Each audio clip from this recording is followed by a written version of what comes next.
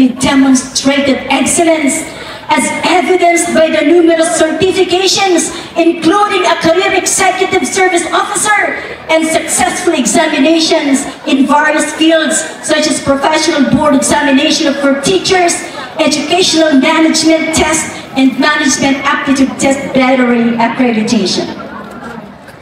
For the residents of San Felipe, Zambales, and for the residents of the entire province of Zambales, our guest speaker is more than an accomplished professional. He is a local hero. His journey from the quiet streets of Maloma to becoming a prominent figure in the field of education exemplifies the spirit of achievement and perseverance that we celebrate today. Esteemed alumni, guests, ladies and gentlemen, as we welcome our speaker back to the grounds where his educational journey began, let us all rise. Hinihiling ko po ang lahat na tumayo. Hinihiling ko po ang lahat na tumayo. And gives a round of heartfelt applause to Dr. Romeo Mirador Alit as he graces the third alumni homecoming of Governor Manuel D. Barreto National High School with his invaluable insights and inspiration. Once more, ladies and gentlemen, representing the school's Division Superintendent of the dynamic province of Pampanga and standing as a source of pride from Barangay Maloma, San Felipe, Zambales, Dr. Romeo Alit. Maraming salamat, Madam Cornal. Pwede na po tayo umupo para ka pang nagbigay ng eulogy. Napakahaba.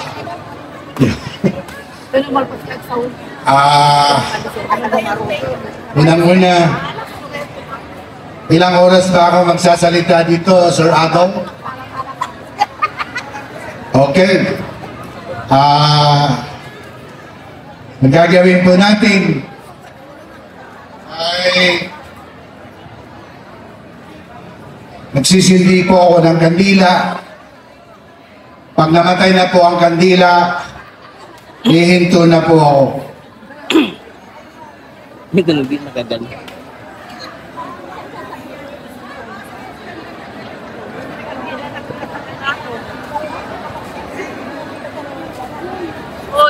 Unang-una, ang akin pong pagbati sa officers and members of the Alumni Association headed by Sir Conrado Aldaba Jr., sa aking idol, ang principal po ng Governor Manuel Donor Barreto High School, Sir Alan Rapada, at ganyan din po ang kanyang nag-iisang may bahay, si Madam Arlene. Alam po ninyo si Alan at si Arlene ay aking estudyante sa high school. At si Alan ay estudyante ko sa college at naging estudyante ko din po sa graduate school. Akin din pong binibigyan po ng paggalang ang anak ng aking ninong na si Vice Governor Cesar Barreto, na si Toto at saka si Vicky Rocafort. At higit sa lahat, ang aking may bahay, si Jenny. She is the hallmark of a beautiful and responsible wife. Sabi nga po nila, bakit daw maganda ang aking asawa? Ang sabi ko naman, kung yung principal maganda ang asawa, siyempre ang superintendent, mas maganda ang kanyang asawa dahil para po siyang may poultry, napakarami po niyang empleyado. Alam po ninyo, nakakatuwa dahil nung inimbita ko nila ako bilang guest speaker, ayaw ko na po sanang punta rito. At sabi ko, magbibigay na lang po sana ako ng donasyon. at hindi na ako magsasalita. Kasi po, sa lahat ng mga okasyon na aking dinaluhan bilang guest of honor and guest speaker, ito yung okasyon na sobra po ako kinakabahan. Sa 26 years ko pong superintendent, halos araw-araw po ako nagsasalita. At doon sa mga okasyon na yun, pwede po akong magsinungaling. Pero itong araw na ito, gabing ito, puros dapat katotohanan ang aking ibabahagi po sa inyo. Unang-una, nagpapasalamat po ako sa aking mga guro sa elementary, sa mga guro ko sa secondary schools, yung mga iba, yung mauna, yung mga iba retirado na. At higit sa lahat, ang aking pasasalamat sa dating superintendent po ng Bataan, si Madam Norma P. Castillo, dahil kung hindi po siya, ay hindi po ako superintendent ngayon. Kasi po, nung po ako ay nakatapos ng aircraft technology sa FIATI, after 6 months working at the Philippine Airlines, kami po ay na-retrench. Kaya ang ginawa ko, umuwi po ako sa Zambales at nagkataon po, meron yung tinatawag na non-formal education na ang tawag natin po ngayon ay alternative learning system. Kaya pumasok po ako doon, nag-aral po ako, ang dati naming teacher, ang nasirang Sir Joselito Alumpe. At nagkataon, nung graduation po namin, ako po yung may talagang valedictorian. Kaya nung nagbigay po ako ng valedictorian message, ang sabi ko sa mga kaeskwela ko, mga mag-aral, mga kamag-aral, huwag kayong mag-alala, bagamat ang ating natapos ay practical electricity, balang araw, titingalain tayo. Tumawa po yung mga tao dahil siyempre ang natapos lang namin ay practical electricity. Kaya ang sabi ko, pag tayo ay umakyat sa poste ng Sameco, titingalain po tayo ng tao. Kaya kinabukasan, pinapunta po ako ni Madam Castillo sa opisina niya at sinabi niya sa akin kung gusto ko po mag-aaral ng edukasyon. Sabi ko, opo ma'am. Binigyan na po niya ako ng pera. The following week, I enrolled at Magsaysay Memorial College at nag-aaral nga po ako ng edukasyon. At nakakatuwa dahil sa dami naming magkakaklase, dadalawa lang po kaming magkaklaseng lalaki. Yung isa po ay nakakatuwa dahil ISIS po siya. Ang ibig po sabihin ng ISIS, ay sister. Kaya ako lang po yung tunay na lalaki. At pinag-usayan ko po ang aking pag-aaral. At during my first year college student, I was elected as chairman of the student council and I was chosen as the editor-in-chief of the School Orient. Kaya po, yung perang ibinibigay ng aking benefactor na si Dr. Castillo, ibinubulsa ko na lamang po at pinabibili ng damit dahil scholar na po ako ng kolehiyo. Alam po ninyo, mga minamahal kong mga kababayo, education is the greatest equalizer. Education is a game changer. Ang ibig ko pong sabihin, kapag nakapag-aral ka, mababago ang buhay mo. Dati, nakakatuwa, nakita naman po yung buhay namin ng aking tatay magsasaka, ang nanay ko po ay tindera ng palengke. At kikita po nyo na sa aking paglakay, laki po lang ako sa bukid, sumasakay ng kalabaw, at lahat ng niligawan ko dahil nga anak mahirap ako, ay lahat po ay walang may gusto sa akin. Pero ngayon, hindi na po ako sumasakay ng kalabaw, sasakyan na po yung aking sinasakyan, at siguro laki ng pagsisisi ng mga aking niligawan dahil hindi po nila ako sinagot. Di ba? So, nakakatawa din po, nung high school po ako, Dadalawa lamang po yung aking pantalon, isang kulay blue at saka isang kulay brown. Yung isang klase ko na anak mayaman, sinasabi niya, kapag ang suot ko ngayon ay blue, bukas alam ko ang isusuot mo brown. At pag suot ko yung brown, bukas ang suot mo ay blue. Ganun po kahirap ang buhay ko nung kami ay nag-aaral. Kaya hinihikayat ko po kayo mga magulang na sana'y taguyod po ninyo yung ang inyong mga anak na makapag-aaral para mabago ang inyong buhay. Kapag mahirap ka, pati sakit mo mahirap. Kapag mahirap ka, ang sakit mo TB. Pero kapag mayaman ka, pneumonia. Kapag mahirap ka, gadil, galis ang sakit mo. Pag mayaman ka, allergy. Kapag mayroon kang almoranas, mahirap yun. Pero pag mayaman ka, ang sakit mo, hemorrhoid. So ang ibig sabihin, mga minamahal kong kabaryo, mahirap po ang maging mahirap. Kaya nagsusumama po ako sa inyo na sana pagsikapan po ninyong pag-aralin yung mga anak dahil ito lang po ang tanging paraan para mabago ang kanilang mga buhay. Alam po ninyo, ito na po yung aking pang 26 years as superintendent. Halos maikot ko na po ang Central Luzon. 2 beses po ako superintendent ng Zambales. 2 beses ako superintendent ng Bataan. 1 beses ako superintendent ng Bulacan. Superintendent po ako ng Malolos. At sa ngayon po ay superintendent po ako ng natatangi at ginagalang na lalawigan po ng Pampanga. Alam po ninyo, bilang superintendent, I was elected, I served 8 years as Central Luzon Association of Schools Superintendent as President. Presidente po ako ng Central Association ng mga Superintendent ng 8 taon.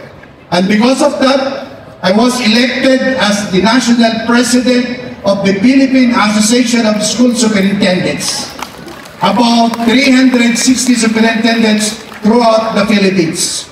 Hindi ko sukat nakalain na sa aking kalalagayan bilang kababaryo ninyo, ako ay mamumuno sa napakaraming superintendent sa buong Pilipinas. At dahil ako ang National President, I was given the chance to become one of the Board of Trustees of the JSIS, yung Government Service Insurance Systems, and I served that prestigious organization for almost 6 years. At ang kagandahan po doon, napakalaki po ang honorarium, and we are being given about $250,000 a month. So, doon ko naranasan to be crushing elbows with the political bigwigs and people occupying highest position in the government. So, at dahil dito, lagi ko pong sinasabi, basta superintendent na Kasambales na magaling, sa Governor Manuel de Barreto ng galing. Diba? Oh. Alam po ninyo, yung aking pangalan, Alit, ang laging iniingatan ay pangalan. Ang laging iniisip ay paglilingkod. At ang laging iniibig ay pagmamahal. Ganun po ang aking polisiya as superintendent. Yung 25 years kong panunungkulan, ang aking polisiya, sapat, tapat, ingrande at nausan. And these 34 months remaining in my life as a schools division superintendent, mas ginawa kong mas sapat, mas tapat, mas ingrande at mas mahusay. Ganun po ang aking pamumuno bilang isang schools superintendent. At bilang superintendent, gusto ko pong magbigay po sa inyo ng mga kaisipan na inyong pagmuni-munihan. At one of these is, the beginning of greatness is to be little, and the increase of greatness is to be least, and the perfection of greatness is to be nothing. In other words, the bottom line of leadership is humility. Kaya nga po, alam po ninyo, maraming ang nanunungkulan na nag-occupy ng matataas na posisyon, at kapag nakarating na po sila sa tugatog ng tagumpay, sila po ay nagiging mayabang. So, alam po ninyo, the evil of good leadership is ego. Mayabang. Ako, kahit saan mo ako makita, alam ni Alan yun, alam na mga kaguruan, nung andito po ako sa Zambales, kahit saan mo ako makita, pwede akong pumirma. Alam po ninyo, as you go up to the organizational ladder, be kind to the people that you meet in going up, because these are the same people that you meet in going down. Ibig ko mong sabihin, habang tumataas ka, dapat lalo kang mapagmahal sa tao, dahil ito din yung mga taong makakasalamuha mo pagbaba mo sa posisyon. Isa pa na dapat kung may bahagi sa inyo, be generous. I am a generous person. It's not that I have so much in life. It just, I know exactly how it means to have nothing. Dahil alam ko kung paano ang magiging mahirap. Kaya nga, dagiti tagasagpat apo, pinirmida, agbalbali. Habi, agbali ka naman kayo. Apay, umikay man dito yan. Ngayon, sir, awan iti paggatang ni Milo. Ang Milo, samantalang kanyang kapilain, asukar, si kayo ko, Milo. Sir, umay kami bumalik ka, paggatang ni awan ti mailoto ni kada Milo, mailoto gayang tigat na matsalitan na yan. So, alam po ninyo, yun po ang dapat nating tangkilikin bilang tao. If you would be asked to choose between being kind and being right, always choose to be kind and you will always be right all the time. Kaya ako, lagi akong generous, lagi akong kind, dahil that would make you a better person. Dahil, what is kindness? Kindness is the highest form of wisdom. Generosity is the language of the heart. Kaya ako, sabi nila, napakabait ko daw. Because that is one of the attributes of good leadership. Dapat mabait ka. Bilang superintendent, my favorite figurine, ang paborito ko pong figurine ay yung babaeng buntis. Babaeng buntis, tapos nakaturo siyang gano'n, tapos sa baba may nakasulat, because of you. Alam niyo, the true barometer of success is not of what you have or what you are, but what others have become because of you. Kaya ako natutuwa dahil si Alan, nakikita ko na, well, naging mabuti siyang tao. Naging estudyante ko siya. Si Arlene and others ay naging, well, kinikilala na sila. Kaya doon mo lang masasabi na ikaw ay successful person when others have become because of you.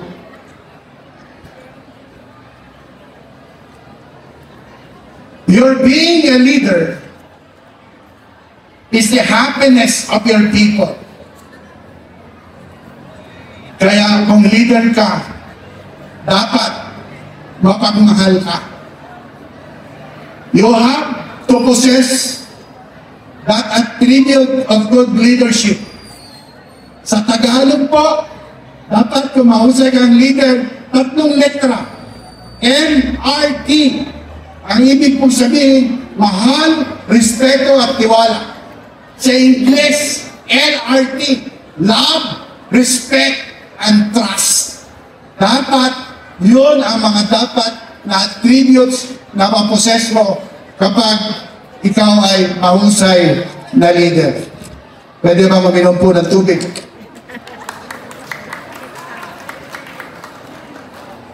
At kung magmahal ka, when you love, there should be no ifs, no buts, but only even if. Ganun po ang magmahal. And when you give until it bleeds. At kung magmamahal ka, huwag kang magbilang para huwag kang masaktan. Dahil ang nagbibilang ay hindi tunay na nagmamahal. Kaya po ako, hindi po ako nagbibilang. Nagmamahal lang po ako. Kaya tuwan-tuwa po ang aking asawa dahil hindi po ako nagbibilang. Lagi ko lang po siyang minamahal. At higit sa lahat, always masterpiece so that you can have peace of mind. Yung masterpiece, ang ibig sabihin, P-A-C-E. If you know how to master peace, you can have peace of mind. Alam po ninyo, mayroon po akong ikikwento, mayroon daw pong 3 taong namatay. Ngayon, paakyat sila sa langit, i-interviewin ko sila ng San Pedro. Sika, wala na, dahil muna. Anya din, patayin mo. Ay, Apo San Pedro, namin na amuwak ni bakit ko, at lalaki na. Kaya dinaramit ko, binakap ko di aparador, imporwak ko di tawa. Iso na tayo, Apo ti high blood, wala na. Kasi kanin, patay mo. Siya Apo San Pedro, tayo tinamaan ti aparador. Kasi kanin, patay mo. Siya na ginaglimon ti aparador, Apo, wala na. Kaya, saradong, madain yung limong mo, hanggang lumlumon ka aparador. In other words, always control your emotion as a leader. Dahil, it's hard to commit mistakes. Minsan, kapag naiinis ka, nagagalit ka, sometimes you utter harsh words to your people. Always, always control your emotions.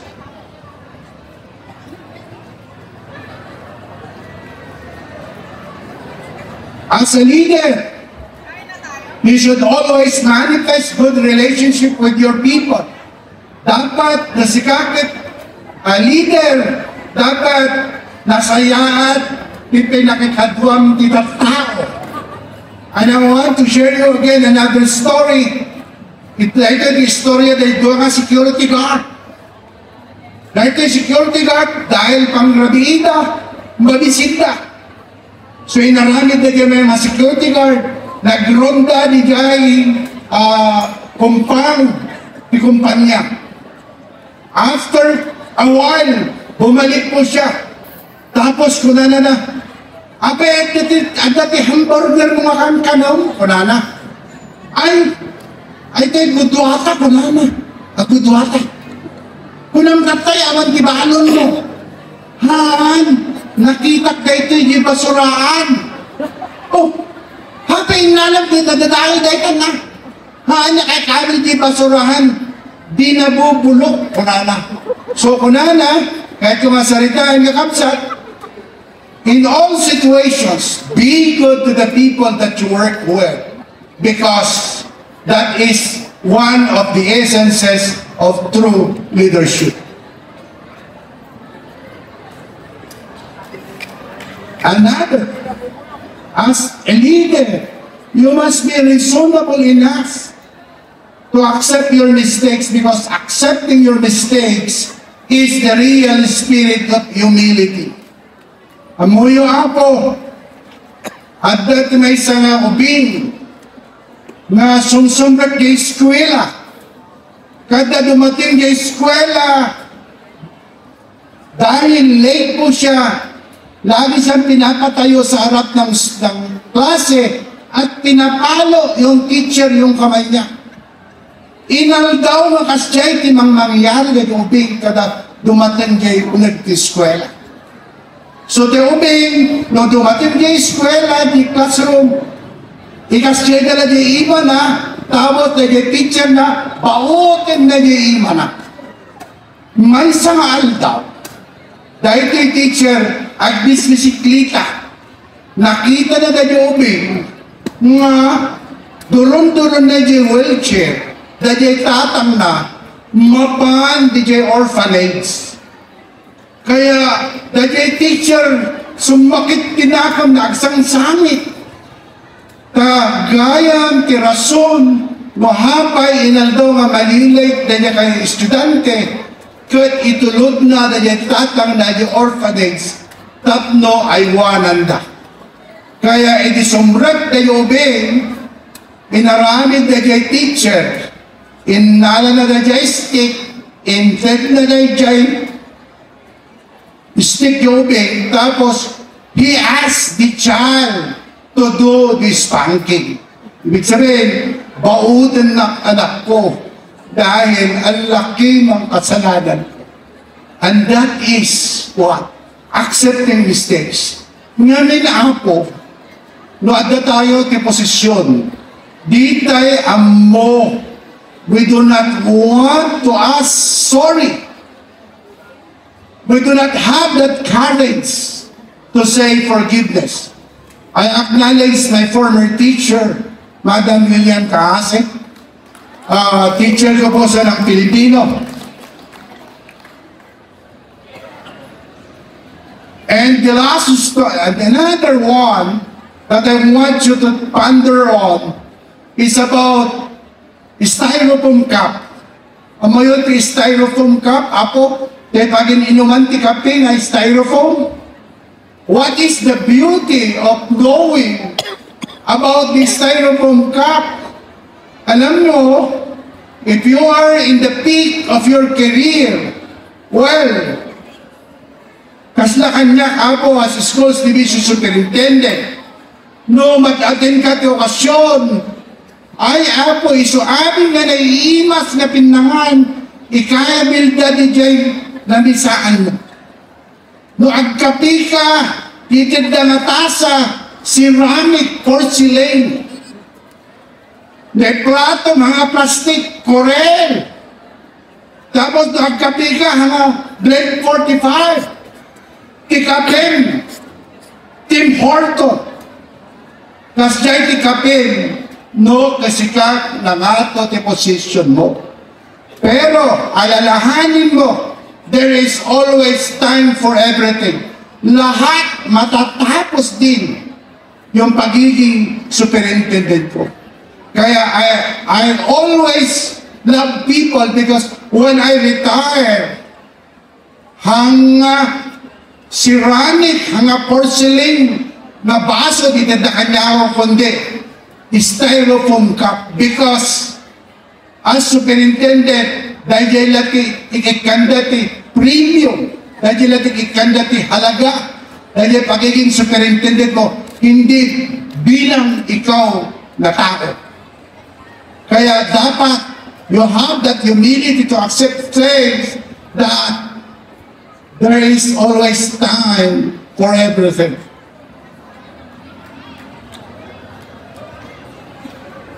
At higit sa lahat, dapat kapag leader ka, you should be a family man. You should give the highest premium of your being a family man. Always love your wife, always love your kids, because these are the testaments of your marriage.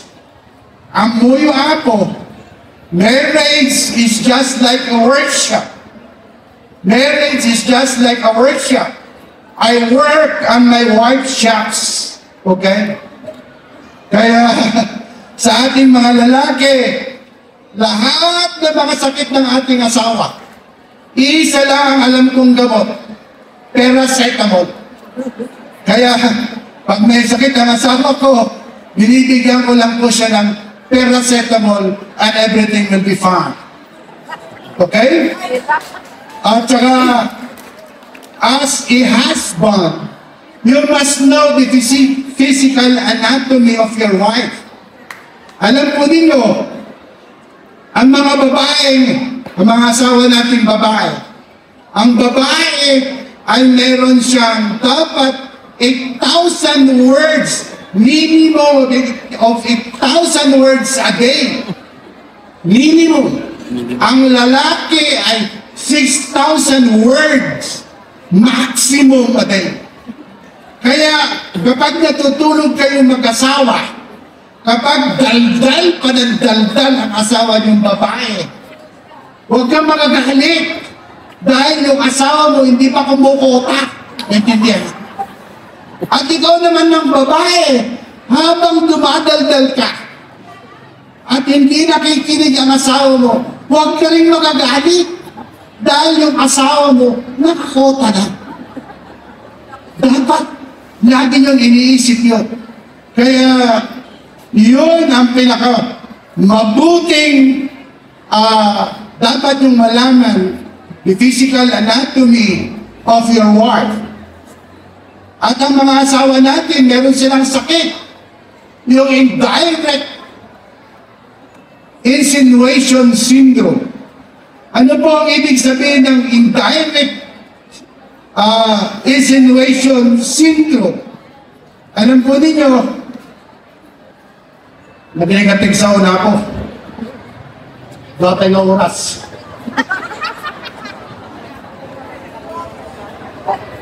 Di kahit nasalitaan na po dahil indirect insinuation syndrome. At dati, ibigat, nakariing dahil babae, lakay, kunala. O hapay, bakit? Nanaginip ako. Ano ang panaginip mo? Ang panaginip ko daw, makakatanggap daw ako ng regalo. Quintas, diamond, bag, Louis Vuitton, akas jaya.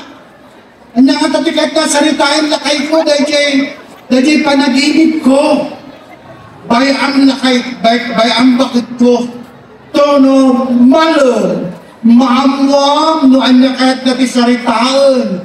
Dahil panaginip mo. Kaya itong asawa niya, pumunta niya sa trabaho, in the afternoon, dumaan po siya sa SM, bumili siya ng regalo. So, in that span of time, while the husband is working, ito naman kung babae ay nagmuni-muni, ay apo ko na. Anya nga tati regalo nila kay ko. Sapay kumata na amuan na dahil kaya't nangasaritain dahil panaginip ko. So, dumating ako dahil lalaki, dala-dala niya po yung isang karton. At tuwan-tuwa yung kanyang asawa. Dahil merong regalo yung kanyang asawa lalaki. So, immediately she opens the box. At nakita niya, yung box kasi kulay kwadrado. At nung binuksan niya, nakita niya, ang regalo ng kanyang asawa ay isang libro. At ang title, yung libro, How to Interpret Your Dreams. Kaya, no kayo na babae, matakayat nyo bagat asawa nyo, please say it directly. Huwag nyo na pong paghulain yung mga asawa nyo kung ano ang ibibigay sa inyo. At yung tinatawag nilang H syndrome. Ano ba itong ibig sabihin ng H syndrome? Alam niyo kapag medyo merong pagtatalo ang mag-asawa, hindi lang hysterical yung asawa mo. Hindi lang siya galit na galit, kundi higit sa lahat yung asawa pag nag-away ko, historical siya. Lahat ng kasalanan mo ay sinasabi sa'yo. Magmula nung nagligawan kayo, Hanggang may mga anak kayo, sinasabi pa rin niya yung ang iyong mga kasalanan. That is historical syndrome. Kaya ako, everyday, I always say to my wife, I love you. Because failure to say I love you to your spouse is the beginning of your Waterloo as a husband. So please, everyday, kahit galit ka, always say, I love you to your wife. Ang muyo, kabaryuan, ang pag-ibig daw ay parang coke. Minsan, zero. Minsan, sakto. Pero ako, pag nagmahal, ikaw mismo, walang kasalo. Kaya, ganun po ang aking panuntunan bilang superintendent. Pag nagmahal po ako, ikaw mismo, walang kasalo. And my concluding story is about an old man who has a big business empire. Napakayaman po ng matanda. Dahil matanda na po siya, meron po siyang suliranin, meron po siyang problema. At ang problema po niya ay sino sa kanyang mga tatlong anak ang kanyang pipiliin para maging kapalit niya para sa pamumuno ng kanyang business empire. Ang kanyang anak ay si Juan, si Pedro at si Jose. Sabi niya, mga anak, ako ay matanda na, kaya dapat isa sa inyo ang dapat humalili sa akin bilang pinuno ng ating negosyo. Meron tayong mga bodega sa likod ng ating bahay at bawat bodega ay may mga pangalan kayo. At bilang pagsusulit, bilang test ko sa inyo, ang gagawin lamang ninyo ay pupunuin ninyo ang bawat bodega na nakapangalan sa inyo. Ano po ang gagawin po? Tay, sabi ng mga anak, ang gagawin lamang ninyo ay pupunuin ninyo ang mga bodegang nakalaan sa inyo. Kaya ang ginawa ni Jose, umalis siya kaagad, kumuha siya ng graba, bato at buhangin at pinuno yung kanyang bodega. At pagkatapos, bumalik siya sa kanyang tatay at sabi niya, Tay, nandito na po ako at ang aking bodega nakalaan ay puno na. Ano ang ginawa mo, anak? Pinuno ko po ng buhangin, graba at bato. Magaling. Kaya sumunod si Pedro. Ang ginawa ni Pedro, lahat ng mga sanga, lahat ng basura, lahat ng dahon, pinuno po niya yung kanyang bodega. At bumalik siya sa kanyang tatay. Sabi niya, Tay, I'm done. Napuno ko na ang bodega na nakalaan sa akin. At ang huli ay si Juan. Nakita niya yung kanyang mga kapatid na gano'n ang ginawa niya. Wala siyang maisip kung anong gagawin. Ang ginawa po niya ay isa lang. Kumuha po siya ng kandila at sinindahan ang kandila at sinindahan ang kanyang bodega at sinabing, Tay, andito na po ako. At anong ginawa mo sa bodega mo? Kumuha po ako ng kandila at sinindihan ko. Kaya yung bodegang nakalaan po sa akin ay punong-puno ng liwanag.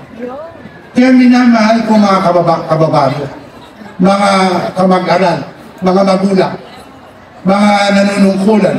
Sana sa inyong panunungkulan, be like a candle that you have to consume yourself to give light to others. Dapat, kapag namumuno ka, dapat ikaw magbigay liwanag sa iyong mga nasasapo. Again, thank you and good night. Dahil, alam po ninyo, I entered Maloma Barangay High School in the year of 1974. And today is 2024, okay? Almost 50 years, okay? So, si Madam Perundarina, naging teacher ko din. Yeah. So, 50 years. So because of your need that the back part of your school should be fenced, nagbibigay po ako ng konting donasyon para kahit papaano makatulong po ako with the permission of my wife to be donating something for our beloved school. Again, thank you and good night.